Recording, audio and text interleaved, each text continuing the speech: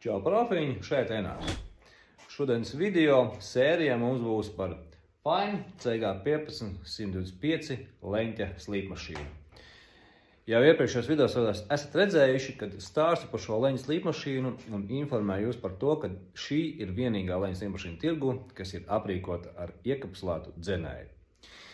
Tad šajā video es attiecīgi gribu šo leņķa slīpmašīnu izjaukt, lai varētu jums parādīt to, kas tad īsti ir kapsula un kā viņa īsti arī izskatās.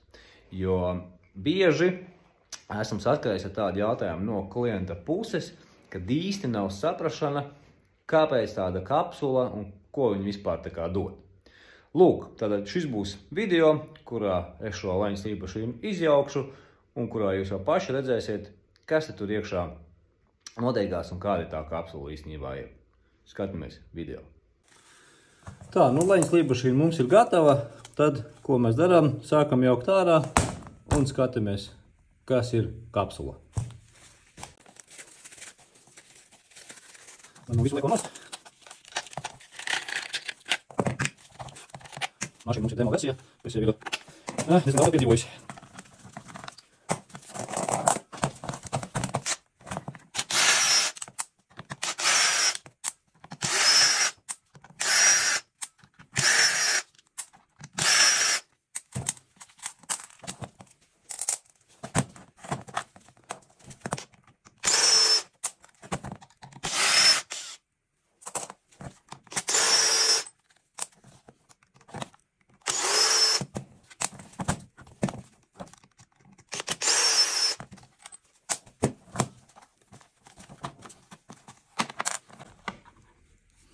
Lūk, tātad šeit ir tā mūsu slavenā kapsula, pa ko es visu laiku runāju.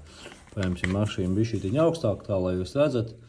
Tātad šī ir tā sirds leņķa slīpmašīnai. Tātad viņas motoriņš ir slēgtā telpā. Ja? Tad mums ir skaidiņas kaut kādas jau ir pabirušas. Lūk, un tātad tā doma tāda, ka šeit tas radiators, kas dzesē tātad šo te elektroniku, un šeit jau ir tālāk iet gaiss, un plusā vēl no sāniem sūcās iekšā gaiss, kas jau iet un dzesē attiecīgi šo te motoru. Motoram šeit ir radiatora tipa ribas, kuras respektīvi dzesējās pateicoties pašam priekšējā kūlerītim, ja, kas ir mašīnas iekšpusē. Lūk, tāda izskatās šī mašīna no iekšpuses.